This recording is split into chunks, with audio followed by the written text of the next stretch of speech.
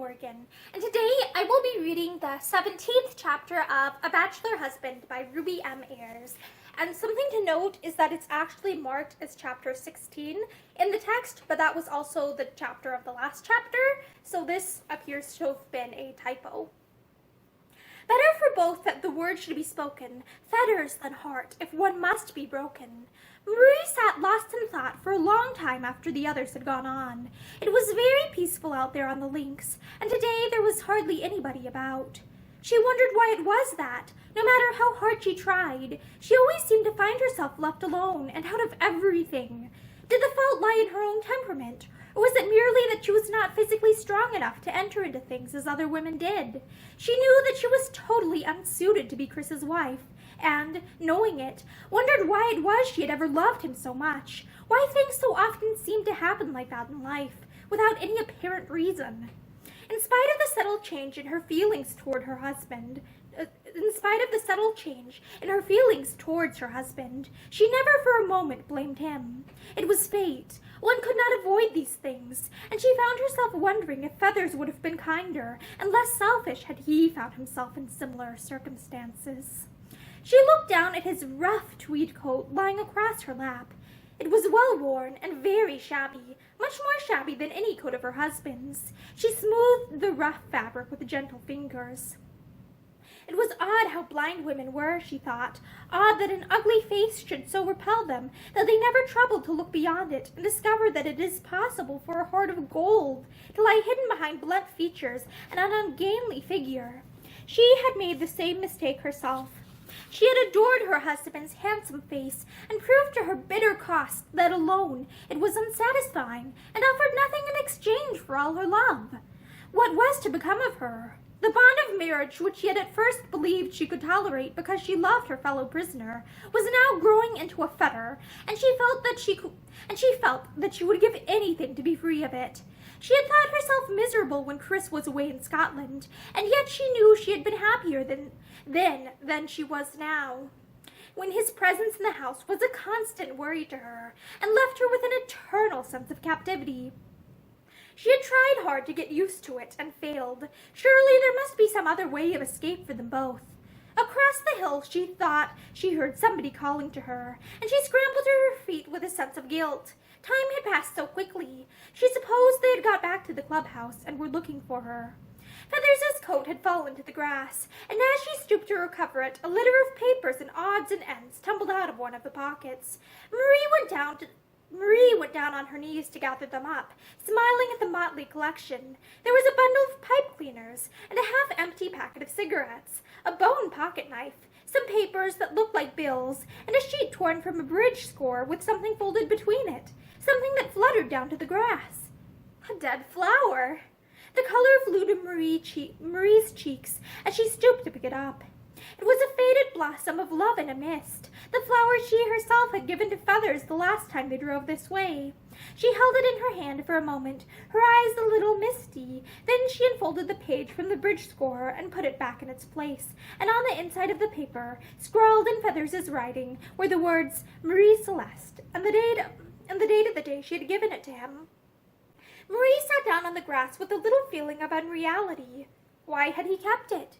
She shut her eyes and conjured up his kind, ugly face, and all at once it was as if a burning ray of light penetrated her mind, showing her the thing he had never meant her to see. He loved her. She could not have explained how it was that she knew, or why she was so sure, but it came home to her with a conviction that would not be denied. He loved her. How blind she had been not to have known all along. 101 little incidents of their friendship came crowding back to her, fraught with a new meaning and significance. He loved her, and his was a love so well worth having, a love that would make a woman perfectly contented and happy, that would allow no room for jealous doubts or bitterness, that would be like the clasp of his hand, strong and all-enfolding. She had often thought with faint envy of the unknown woman whom someday he might love, and all the time, she was that woman.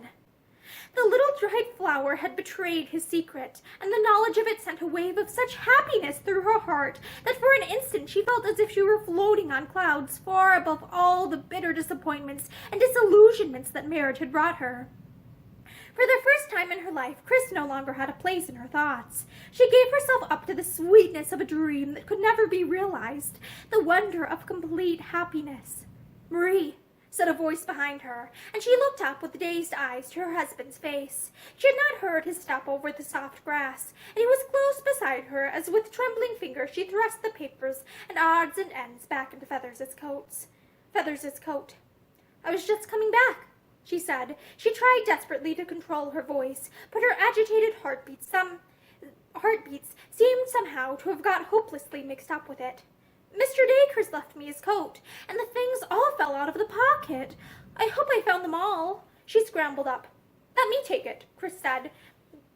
She made a little involuntary movement as if to refuse, then gave it to him silently. That old tweed coat had suddenly grown dear to her, more dear than anything else in the world. She averted her eyes, so she should not see the careless way in which Chris slung it over his arm. She walked along beside him without speaking, hardly conscious of his presence. Her thoughts were all in the clouds. Her pulses were still throbbing. Somebody loved her. That was the great joy and wonder of the world. She no longer felt herself unwanted. There was one man to whom she was not merely a tie and a nuisance. Then Chris said abruptly, "It's a pity you came if you're so easily tired." She started and looked up at him. "What do you mean? I'm not tired."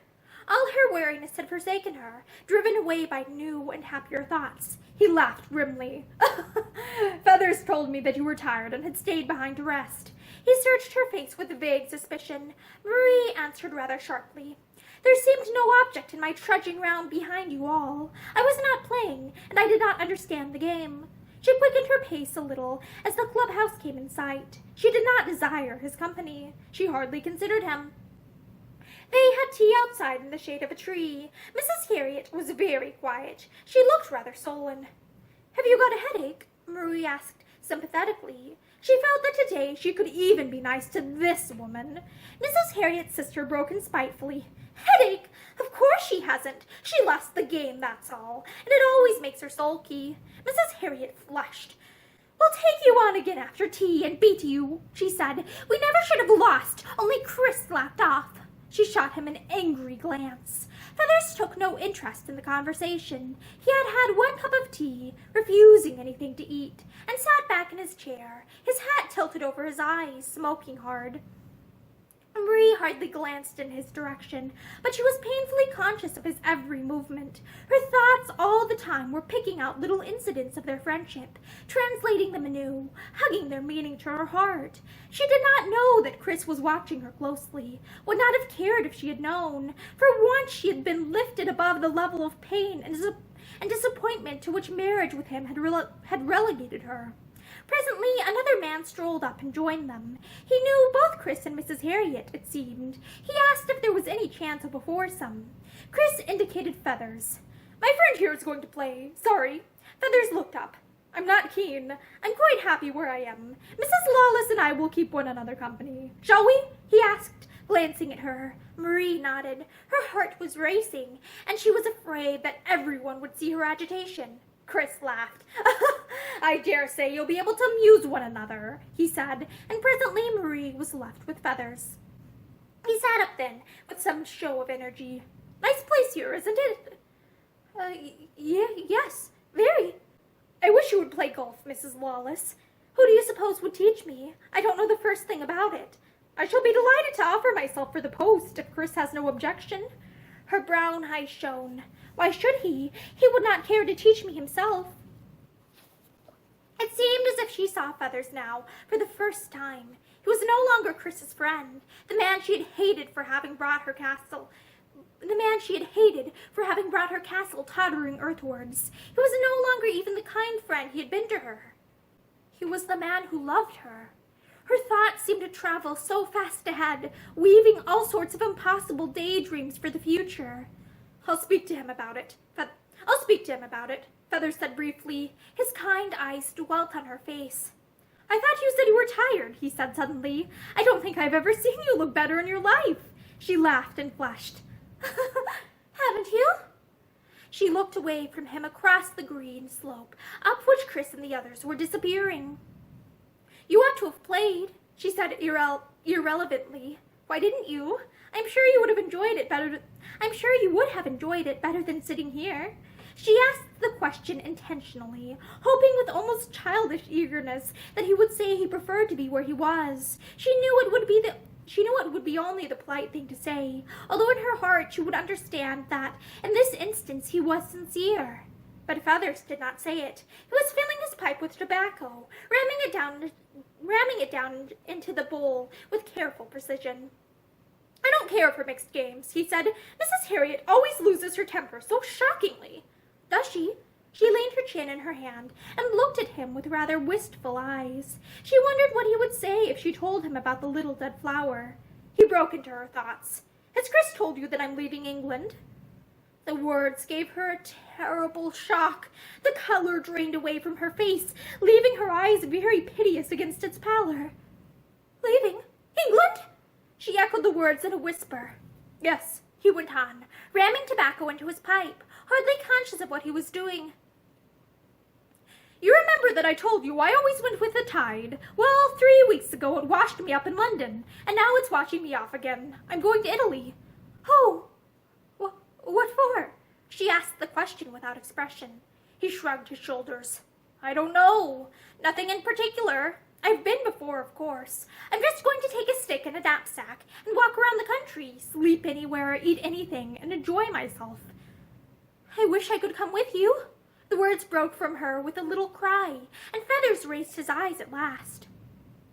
He saw the pallor of her face and the distress in her eyes, and his heart began to race, but he only said very quietly, You'd soon get tired of living my bohemian life. When you go to Italy, Chris will take you, and you must do the thing properly. She seemed hardly to hear. She went on passionately. It seems as if I must lose all my friends. It isn't fair. First there was Mr. Atkins, and now... Atkins, said Feathers sharply. Yes, she laughed recklessly. He went away because... Oh, I suppose I ought not to tell you, really, but I know you think that nobody cares for me, because I'm so uninteresting. But he did. He was only a boy, but he was really fond of me, and so I sent him away. Now you were going too. I wish I could die, said Marie Celeste in a tragic whisper. There was a long silence. Feathers' big hands hung limply between his knees, his fingers still clutching at his pipe. Then he said slowly, as if he were carefully choosing his words, Young Atkins could be man enough to go. What would you think of me if I stayed? His voice was quite quiet, though a little hoarse, but its very steadiness seemed both to conceal and reveal more than an outburst of passion would have done, and Marie gave a little stifled cry, and Feathers went on, speaking in the same quiet voice. You see, Mrs. Lawless, I know the world, and you do not. I know what a mountain of regrets one lays up for the future if one forgets other things. Chris is a good fellow. Until he married you, I thought him the best chap in the world. I think so still, except that I cannot forgive him for having failed to make you happy. But my failure will be worse than his if I try to deceive myself with the belief that I can give you what he cannot. I've always been happy with you, said Marie in a whisper. Her cheeks were like fire, and she felt that she could never look him in the face again, and yet her whole desire was to keep him with her, to prevent him from walking out of her life, as she knew he intended doing.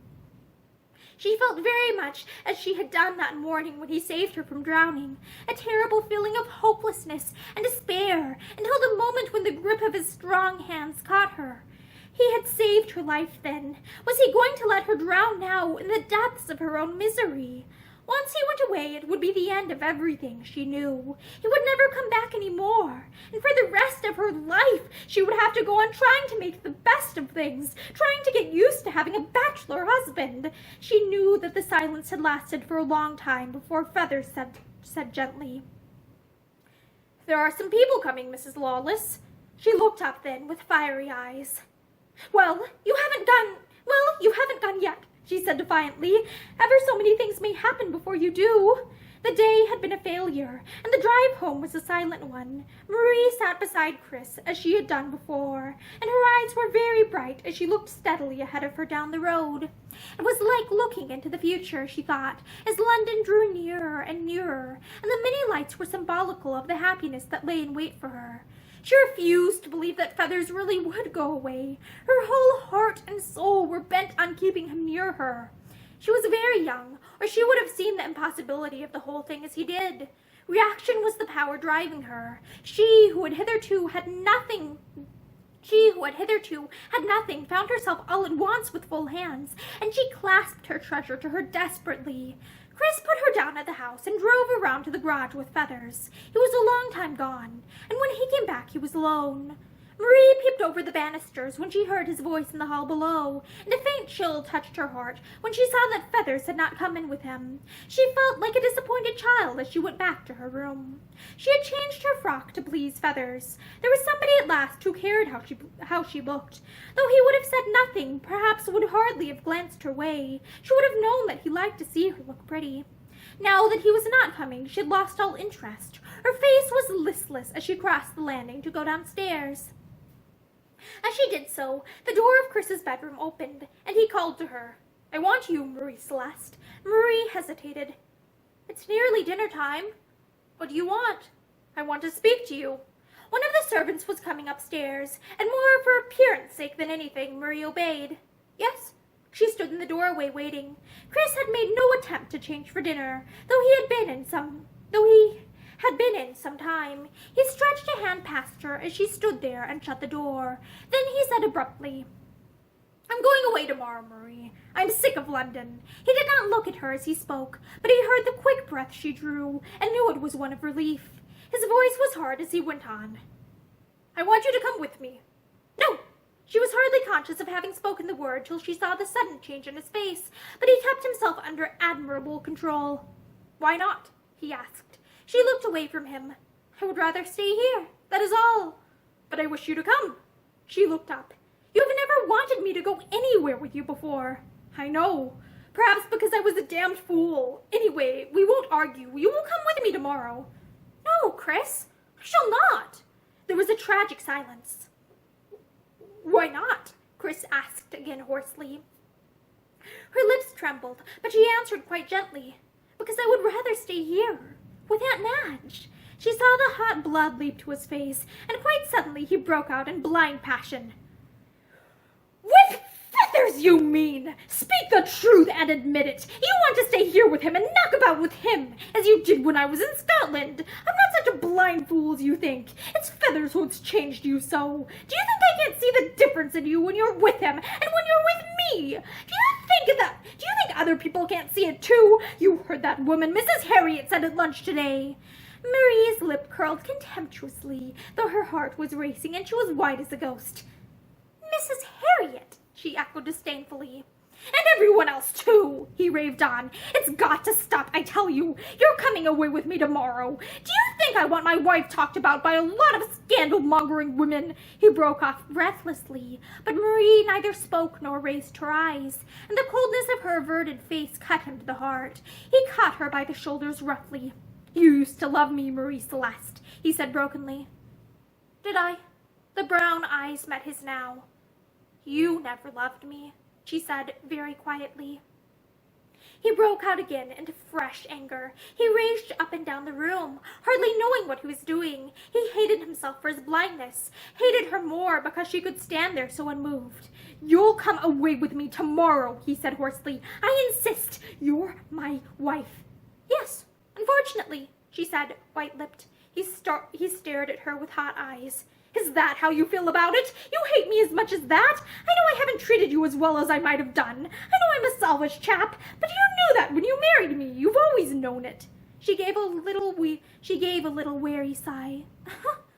"What does it matter? I'm not complaining. You've always been free." "I don't want to be free. You're my wife, Marie Celeste, for God's sake." She put up her hand. "Oh, Chris, please." It hurt inexpressibly to hear him pleading to her. He who had never done such a thing in his life, and yet, "I don't care. I don't care at all." She was saying over and over again in her heart.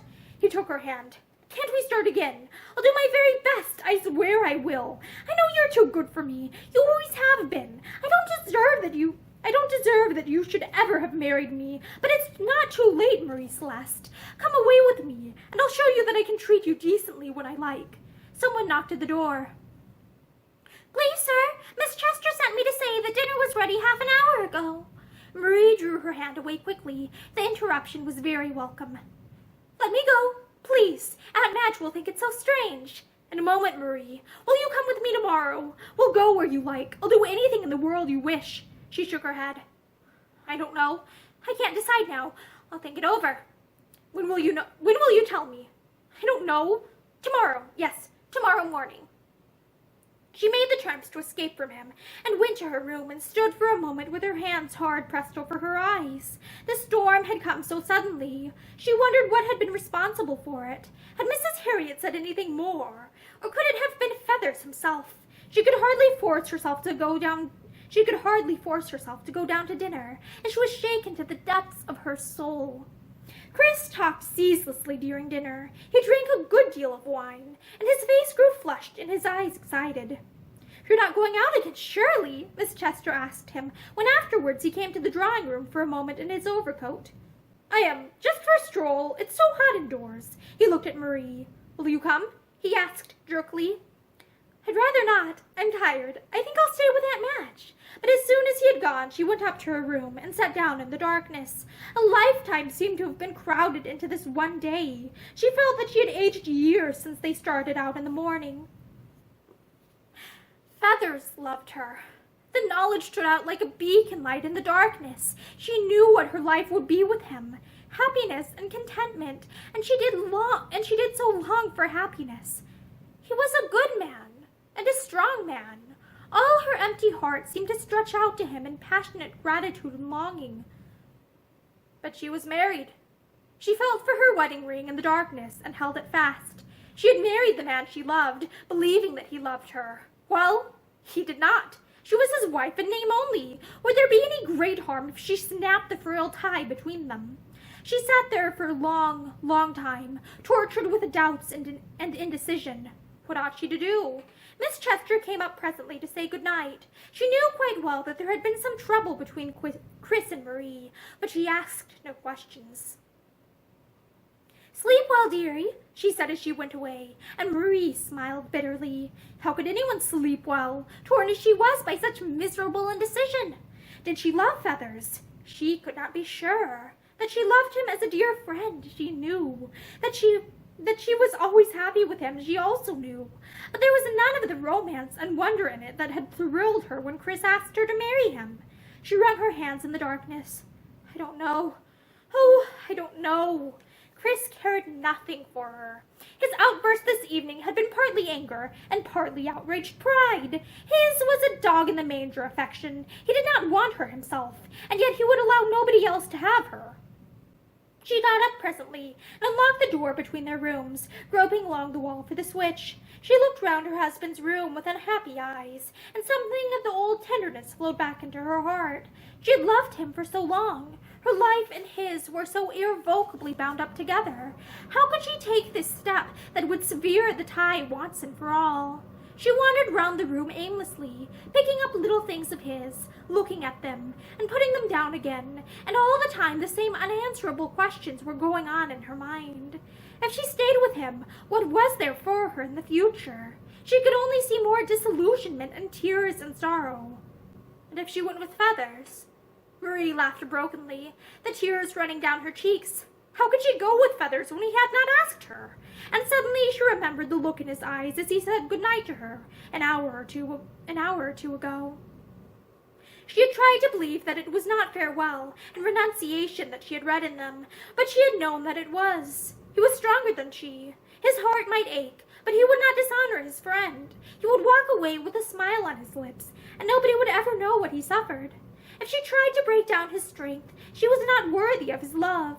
And suddenly Marie Celeste hid her face in her hands and broke into bitter crying, which yet brought tears of healing to her heart. She would be worthy of him. She would not be a coward, snatching greedily at the one hope of happiness offered to her. She would go on, trying to be brave, trying to make the best of things. She went back to her room, leaving the door ajar so that she could hear when Chris came in. It was very late. She heard the clock strike 12, and then 1/2 past, but still he did not come. And then, at 20 minutes past 1, she heard a taxi drive up to the door, and voices on the path outside. She pulled aside the blind and peered out, but it was too dark to distinguish anything. Then the cab drove away. She heard the front door opening below, and the sound of steps in the hall.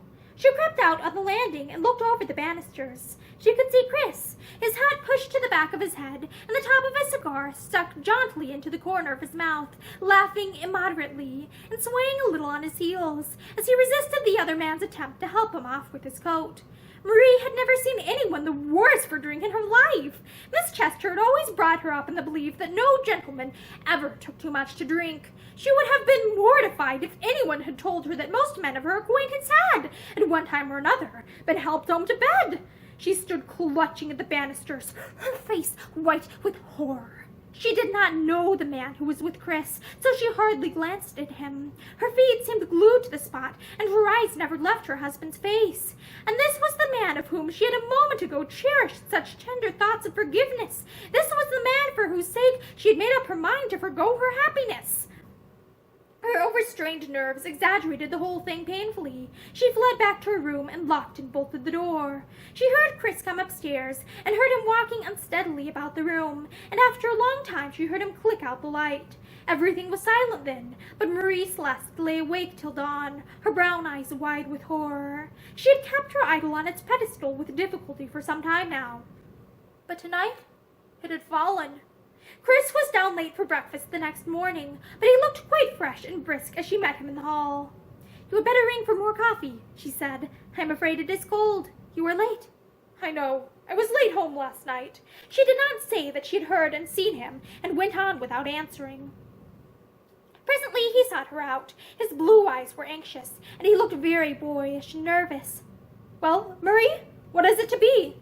Marie was writing a letter in the drawing-room, and she laid the pen down and turned in her chair. Perhaps he read the answer in her face, for he took a quick protesting step forward. "Marie, you're not—" She stood up, her hand on the chair between them. "I've been thinking it over, Chris, and I can't go away with you today." Their eyes met steadily for a moment, and she saw his lips quiver as if she had hurt him, but Chris knew how to take a hard blow. He shrugged his shoulders. "Very well. I know I've only myself to blame." He turned to the door, but she called him back. "There's something else, Chris." "Well?" But now she could not meet his eyes, and her voice was almost a whisper as she said, "I wanted to ask you, it's so hopeless going on like this. You are not any more happy than I am. Couldn't we, isn't there some way of both of us getting our freedom again?" She did not dare to look at him as she spoke. Her heart was beating furiously. There was a little hammering pulse in her throat that almost choked her. Then Chris covered the distance between them in a single stride and took her roughly by the shoulders. "How dare you! How dare you say such a thing to me?" he said hoarsely. "Good God! Don't you think I've got any feeling? Do you think I'm such a blackguard as to listen to such a thing for one moment? You must be mad." "I'm not. And you know I'm not. I'm tired, sick to death of living like this." Her voice rose excitedly. "Why, we may have to be tougher for years and years, 20 years, if we don't try and get free." Her brown eyes were feverish. "You hate it as much as I do. Oh, surely it can be arranged if we try very hard." Chris was as white as death. This was the worst shock he had ever had in his life, and, coming from Marie Celeste of all people, it left him stunned and speechless. Until his return from Scotland, he had been quite happy and contented, but since that first evening when she had so coldly repulsed him, there had been a restlessness in his heart, a miserable sort of feeling that he could settle to nothing, a consciousness that things were all wrong, and that he had not the power to put them right. And the discovery that he had only himself to thank for it all did not help him in the least. In his blindness, he tried every way but the right way to get back to his old contentment. Marie was in love with love. Not with feathers, but being a man, Chris could not tell this. He only saw the thing that lay immediately beneath. He only saw the thing that lay immediately beneath his notice, and it told him that his wife had given her love to his friend. He had no more idea than the dead what was going to happen, but, with his bulldog obstinacy, he knew he had no intention of allowing her to go free. He cared nothing for scandal, though he pretended to. He hardly considered feathers at all in the case. The one thing that racked him was the knowledge that he was in danger of losing something that had all at once become very precious. His lips twitched badly when he tried to speak. He felt as if he were fighting in the dark, as if there were some unseen foe pitting its strength against him that would not come out into honest daylight. Marie stood twisting her handkerchief childishly, her head down bent, and yet she had never looked less of a child in his eyes. The little girl he had known all his life seemed suddenly to have disappeared, leaving in her place a woman who looked at him with the eyes of Marie Celeste, but without the shy admiration to which he had grown so accustomed that he never thought about it at all. A great longing came to him to take her into his arms and tell her that she was talking nonsense, to kiss the strained look away from her face and the severe line of her pretty mouth into smiles, to tell her that they were going to begin all over again and be happy, that the last weeks had been just a bad dream from which he had awakened, but his pride and some new dignity about her prevented him. This was not the Marie Celeste he had known. She had escaped him while he had been looking away from her for his happiness. After a moment he asked stiffly, Supposing it were possible to do as you say, for each to get our freedom again, what would you do?" She shook her head. "I don't know." Miss Chester came to the door. "Marie, I've been looking everywhere for you. I've lost one of my knitting needles." Marie flew to find it for her. She avoided Chris for the rest of the morning, for she was afraid of him now. Although she had deliberately precipitated matters, she awaited the issue with dread. Chris did not come in to lunch, and, though once during the afternoon Marie heard his voice in the house, he did not seek her out, and at dinner time he was absent again. Though nothing was said, Miss Chester could feel the tension in the air, and late that night she asked hesitatingly, "Is anything the matter, Marie?" "Nothing. No, Auntie, of course not." But Miss Chester was not deceived, and her mind was racked with anxiety. Marie felt as if she were waiting for something great to happen, though what it was she did not know. Every knock or ring of the bell made her pulses race. That Chris was deliberately avoiding her she knew, and she wondered how long it would be before the breaking point came. She longed to get it over. Once she caught sight of herself in the glass and was startled by her pallor and the strained look in her eyes. A frightened look it was, she thought, and she passed her hands across them as if to brush it out. She stayed downstairs till Chris came in that night. She stood just outside the drawing-room door, her heart beating apprehensively. Supposing he was the worse for drink, as he had been last night. But she need not have been afraid. Chris was sober enough. He had been walking the streets for hours, beating against the invisible bars that had so suddenly appeared in his life. When he saw his wife, his face hardened. "You ought to have gone to bed hours ago," he said. "I waited for you. I want to speak to you. I waited last night, too," she added deliberately. He did not look at all ashamed, only laughed rather defiantly. "And I was the worse for drink, eh? I suppose the elevating fact did not do my cause any good." She did not answer, wondering what he would say if she told him what determinating factor against him that glimpse over the banisters had been. He leaned against the mantelpiece and looked at her. "Well, I am stone sober tonight, anyway," he said morosely. There was a little silence. "What do you want to see me about?" he asked. "Only the same old thing, I suppose, the desire to be free." He took a sudden step towards her, tilting her down-bent face backwards by the chin. By her chin. "Why did you marry me, if you hate me so?" She closed her eyes to hide their pain. I was fond of you. I thought it would be all right. I thought you were fond of me." "I've always been fond of you." She looked up quickly. "You would never have married me if it hadn't been for the money." He shrugged his shoulders. "It's not in me to love any woman a great deal," he said evasively. "I've never been a woman's man, you know that. There was never anything in that Mrs. Harriet affair, though I know you don't believe me." He stood back from her, his hands thrust into his pockets. Supposing we could get a divorce, separation, whatever you like to call it. How much better off are you going to be?" he asked after a moment. "What's the good of washing dirty linen for the amusement of the public?" The burning color rushed to her face. She had lived so much in the clouds since the moment when she found that little... The burning color rushed to her face. She had lived so much in the clouds since the moment when she found that little dead flower in Feathers' coat pocket that Chris's blunt words sounded horribly brutal. Chris, watching her narrowly, saw the sudden quivering of her lips, and his heart smote him. "Go to bed, Marie Celeste," he said more gently. "It's no use worrying about things tonight." He cared so little. The thought stung her afresh as she turned away. He would have been quite content to go on in the old, semi-detached fashion, with not a thought for her. Chris listened to her dragging steps as she went up the stairs. They sounded as if they were already walking a way out of his life, he thought, with a little feeling of superstition, and he wondered if the day would ever come when she would cease to belong to him. He could not imagine his life without Marie Celeste. She had always been there, a willing little figure in the background of all things. All his boyhood and early manhood were studded with pictures in which she had played a part. She had seemed happy enough when they were first married, or so it had appeared to his blindness. What had happened since to bring about such a change? He could not believe it was altogether Feathers. He did not believe that his friend was the type of man to seriously interest Marie. Feathers never took women seriously. He looked at his watch. Not yet 11:30. He had not seen Feathers since they parted at the door on Sunday evening, and with sudden impulse he took his hat and went off to Albany Street. There was a light in one of the windows of Feathers' rooms, and Chris threw up a stone. The window was open, and almost immediately Feathers' rough head appeared against the light. "Hello? That you, Chris?" "Yes, can I come up?" "Of course." They met on the stairs. "Atkins is here," Feathers said, "but he's just off. Come in."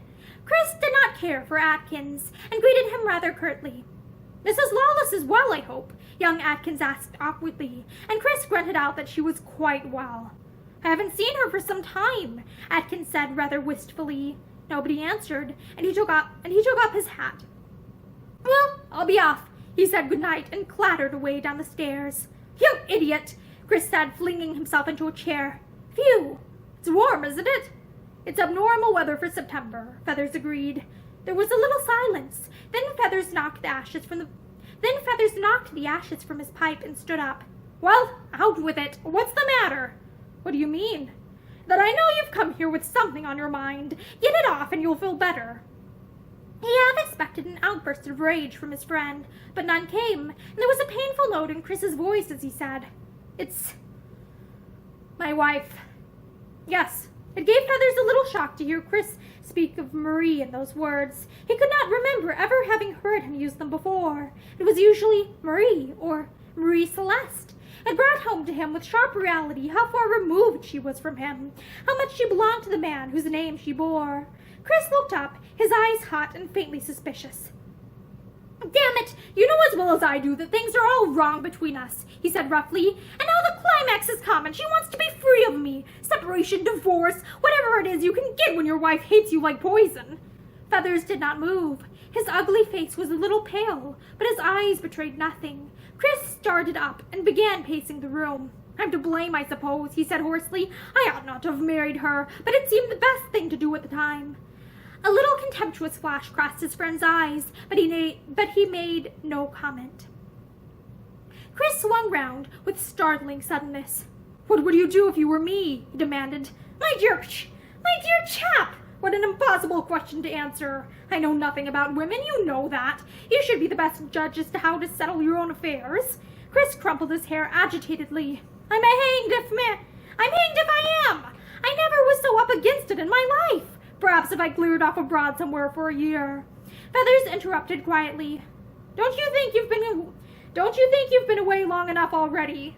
"You mean Scotland? Pooh, that was nothing. She wouldn't have cared about that." But his voice was uncertain, and after a moment he asked suspiciously, "What are you driving at?" "Nothing. But I think, as I thought at the time, that it would have saved a lot of trouble if you'd taken her with you. You were newly married. It would have been a most natural thing to do." Chris colored, but he did not feel at all resentful. He was grateful to Feathers for his interest. It was a relief to be able to tell his troubles to somebody.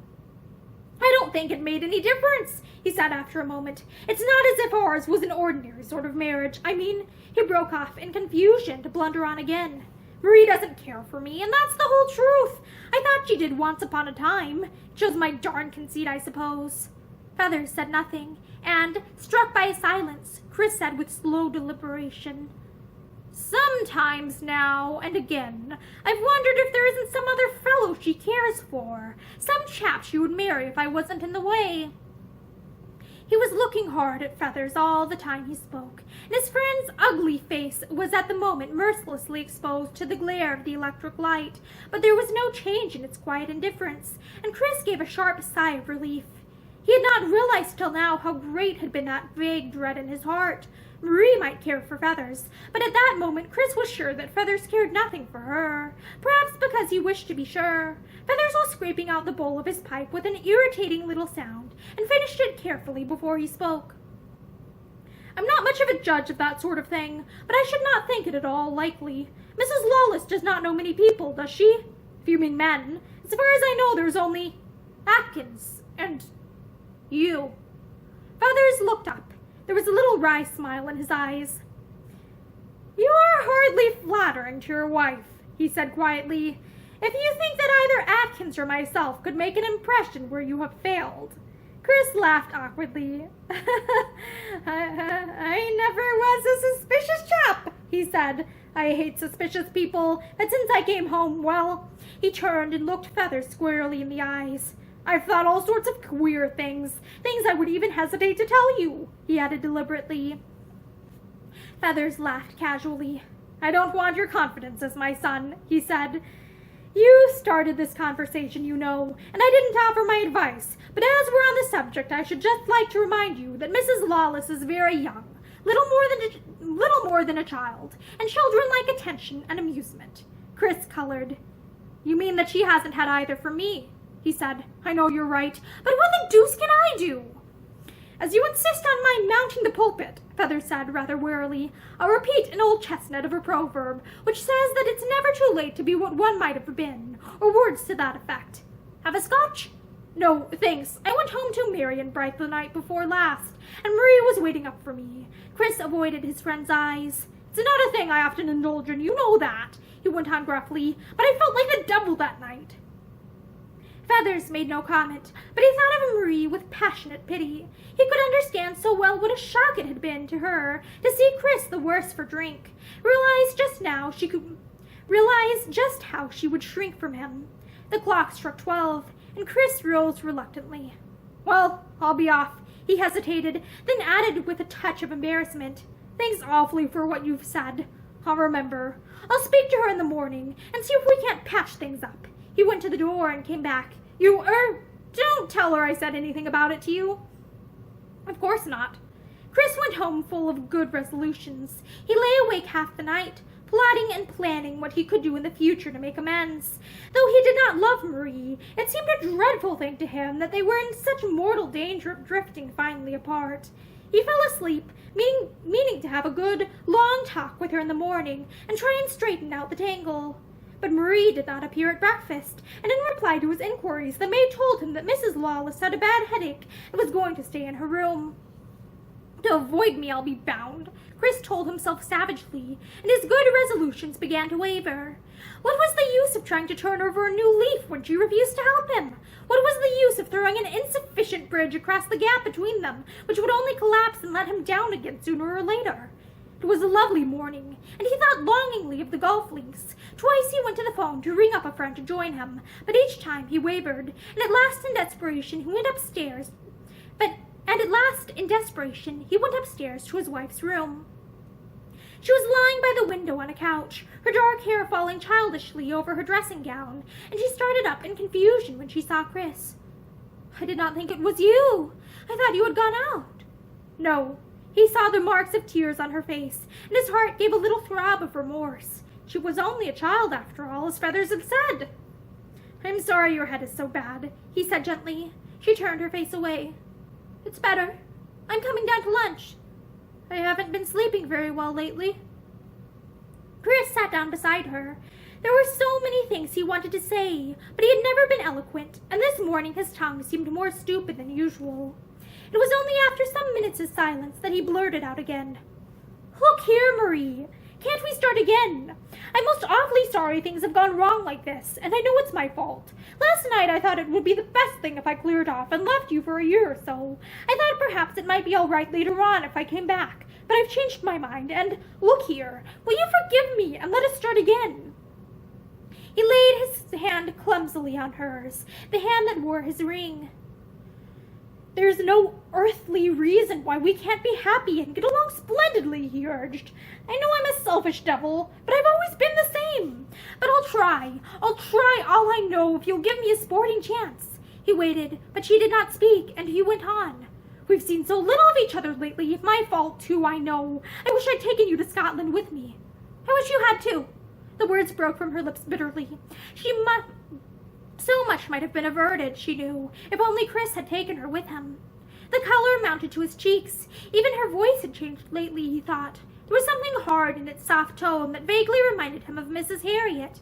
"It's not too late now," he urged. "There's lots of places you've never seen that I'll take you to. Heaps of shows in London that you'd thoroughly enjoy." He waited eagerly. "What do you say, Marie Celeste?" She did not know how to answer. If he had made this offer a month ago, she would have accepted it gladly, but now it did not seem so very attractive.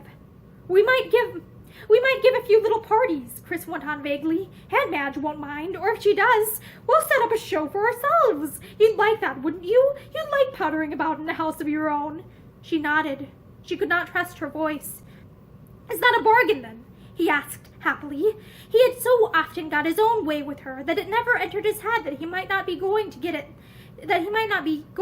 this time. His fingers tightened over her hand. "Say it's a bargain, Marie Celeste, and be friends with me again." She turned her head slowly and looked at him. His eyes were very eager and anxious, but for the first time in her life Marie's heart was not at his feet, and she was not conscious of any desperate longing to drive away his anxiety and agree to what he wanted. "What are you thinking about?" he asked sharply. He was beginning to realize that it was not only her voice that had changed and the expression of her eyes when she looked at him, but the girl herself, that she could no longer be coaxed and bullied by him, that she was a woman with a will of her own in her soft frame. "I was thinking," she said slowly, "that I will agree to try what you suggest, on one condition." His face brightened. "Anything, of course. Anything you like." He was sure that she could not be going to impose anything very hard. It came, therefore, as something of a shock when she said, "I will do as you suggest if, at the end of a month, we find we can't get on any better, and be happy. You will let me go." He echoed her words blankly. "Let you go? What do you mean?" The sensitive color flew to her face, but she answered quite quietly and steadily. "We could get a divorce. I don't think it is called that, but I know we could get a divorce. I found out all about it." Chris sat staring down at the floor. There was a dreadful feeling somewhere in the region of his heart, for he had never believed that she could be so hard and implacable. She was not yet 20, but she was calmly proposing to annul their marriage, if, at the end of a month, it still proved to be a failure. He put her hand roughly from him and rose to his feet. "You don't know what you're talking about, and I refuse to agree. I absolutely refuse." He began to pace the room agitatedly. Marie watched him with hard eyes. Then suddenly she said, "If it's the money you're thinking about, I don't want any. I don't mind not having any. Aunt Madge would let me live with her. We could live quite quietly. It wouldn't cost much." He turned scarlet. "The money? Good Lord, I've never given it a thought." He swung round and looked at her with passionate eyes, and it slowly dawned upon him that there was something very sweet and desirable about Marie Celeste as she sat there in her blue gown, her soft dark hair tumbled about her shoulders, and her brown eyes very bright in the pallor of her face. With a sudden impulse, he went down on his knees beside her and put his arms round her, holding her fast. "Don't be so cruel, Marie Celeste," he said hoarsely. "I know I've not played the game, but I can if you'll give me a chance. I swear I can, and I will. It's the whole of our lives that you're so calmly proposing to smash up. Do you realize that? Have you forgotten all the good times we used to have together. I haven't, and what a little sport you were. He saw her wince as if he had hurt her, and he went on eagerly, pushing his advantage. Do you remember years ago that you used to say you would never marry anyone but me when we grew up? He laughed rather shakily. You never thought it would come true, did you, Marie Celeste? I didn't anyway, but it has, and we're going to be ever so happy. I swear I've never given a thought to any woman but you. If I've treated you badly, there's no woman in the world I've treated better. I know it's a rotten argument, but... He stopped, choked by a sudden emotion, for Marie had broken down into bitter crying. Chris drew her down to his shoulder and kissed her hair. It felt very soft against his lips. He was sure he had conquered, as he thought her tears were tenderness for the past and joy for the future. He did not understand that they were only tears of sorrow for the dream that had gone so sadly awry. When presently she turned her face away, he drew it back again and kissed her lips. He had never kissed them before. The only kisses he had given Marie Celeste in his life had been casual pecks on her cheek when he came from school or went back, and the few awkward kisses he had bestowed upon her since their marriage. She lay simply against his shoulder, too emotionally weary to resist him, but her lips were unresponsive. Is it all right, Marie Celeste? He asked presently, and she said, Yes, I suppose so. He echoed her words with a frown. You suppose so? This vague acquiescence was not what he had wanted or expected. I'll try my best, if you will. He kissed her hand. I give you my word of honor. He twisted the wedding ring on her finger. It's much too big, he said. He smiled faintly. I've got thinner. That's why. You've no right to get thinner, he said hurriedly. I shall have to look after you and feed you up, Marie Celeste. We're going to have no end of a good time. He was his light-hearted self once more. He felt quite happy again. It was surprising how fond he had discovered he really was of Marie Celeste since he had kissed her lips. He could not understand why he had never realized before how pretty she was. We'll go away somewhere together, he said impulsively. Where would you like to go? It will be a fine autumn. Shall we go to the moors or Ireland? Would you like Ireland? She smiled faintly at his impulsiveness. I don't mind where it is. I'd take you to Italy, only it's not the right time of year, he said. The spring's the time to go to Italy. He laughed. Feathers is off there soon, you know, and he doesn't care a hang about the proper seasons and all that sort of stuff. He just goes where he feels inclined and when. Yes. Her face was averted. I don't think I should care to go to Italy anyway, she said. How would it be possible to try and turn over this new leaf if Feathers was to be anywhere about? A little feeling that it was something like homesickness touched her heart as she thought of him. Chris was very dear, very boyish in his new humility and enthusiasm, but in her weariness she longed for something more stable, something more real and sincere. She turned to Chris with wet eyes. But you can't make yourself love me, she said sorrowfully. His face flushed and his eyes grew distressed. He drew her back to lean against him so that her eyes were hidden. Perhaps I've always loved you. I don't know, he said with sudden earnestness. I can't expect you to believe me yet, but perhaps someday, Marie Celeste. He was doing his best, she knew, but his halting words fell vaguely on her empty heart. She had been right when she said that he could not make himself love her. But the wings of the past were wrapping them around, and with sudden regretfulness for all she had dreamed and lost, she put her arms round his neck and kissed him. Well, we'll try, shall we? She whispered. He returned the kiss eagerly. She would see what a model he could be, he promised. He had not been so happy for a long time. He held her at arm's length, his fingers lost in her soft hair. You're such a child to be anybody's wife, he said laughingly. She shook her head. I think I've grown up very quickly, she answered with a sigh. Very well, then. I shall have to teach you how to be a child again, he declared. How's the head? Do you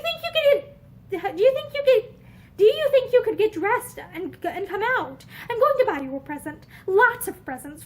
Frocks and all manner of things. I'll go out after lunch, but I don't want lots of presents, really, Chris. Well, we'll see. He stood up, still holding her hand.